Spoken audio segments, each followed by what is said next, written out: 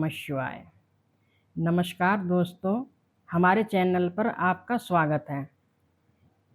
प्रिय भक्तों, यह कथा रुद्र संहिता तृतीय पार्वती खंड से ली गई है। आज हम आपको भगवान शिव और माता पार्वती के दिव्य विवाह की कथा सुनाएंगे। यह उस परम मंगलमय प्रसंग का वर्णन है जब महादेव ने विवाह के लिए कैलाश से प्रस्थान किया था। यह अद्भुत कथा तब शुरू हुई थी जब नारद जी भगवान ब्रह्मा से पूछते हैं।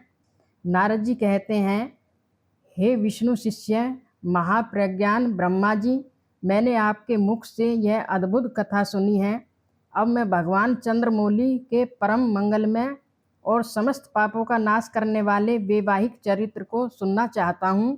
कृपया करके बताइए कि विवाह की मंगल पत्रिका पाकर महादेव ने क्या किया था। ब्रह्मा जी कहते हैं, बेटा नारद, तुम बड़े बुद्धिमान हो।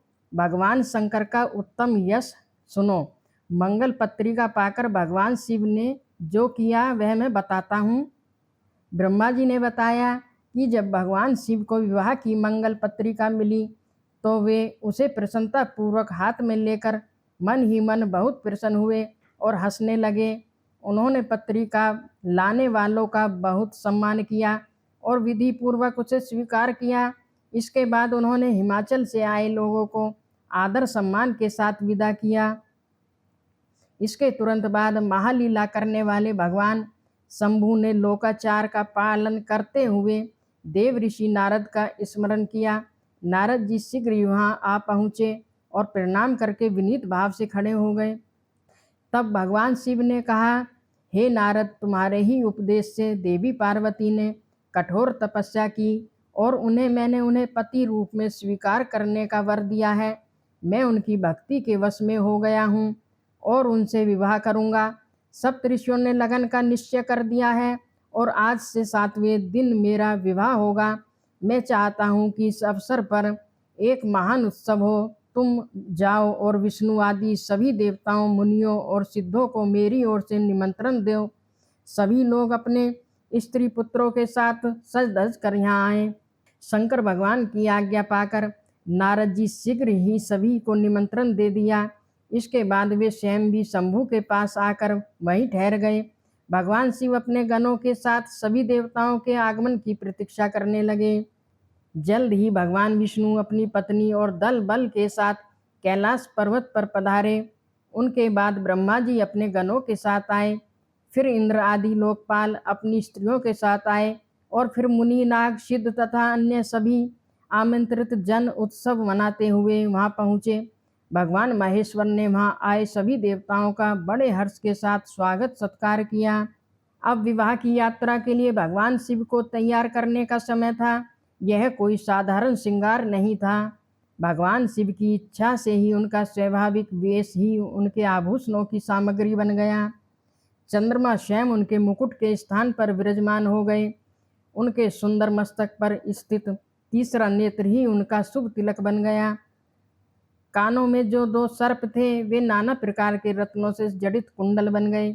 उनके अन्य अंगों पर स्थित सर्प भी सुंदर और रत्न में आभूषण बन गए।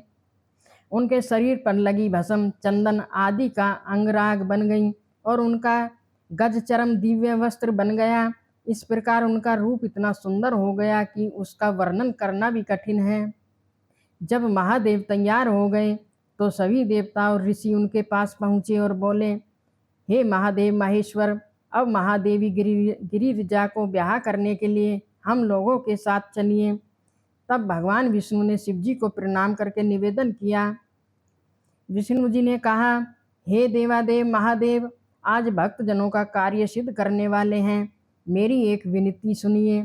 आप गृह सूत्रों में बताई गई विधि के अनुसार पार्वती जी के साथ विवाह का कार्य संपन्न कराएं, ताकि आपके द्वारा स्थापित की गई विधि ही लोक में विख्यात हो। कृपा करके कुल धर्म के अनुसार मंडप स्थापन और नंदी मुख श्राद्ध कराइए।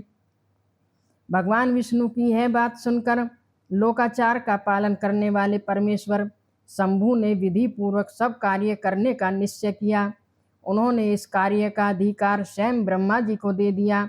तब ब्रह्मा जी ने कश्यप, अत्रि, वशिष्ठ, गौतम, मार्कंडेय और व्यास जैसे महान ऋषियों की सहायता से, जो सभी वेदों के परंपरागत विद्वान थे, सभी वैवाहिक मंगलाचार संपन्न कराए।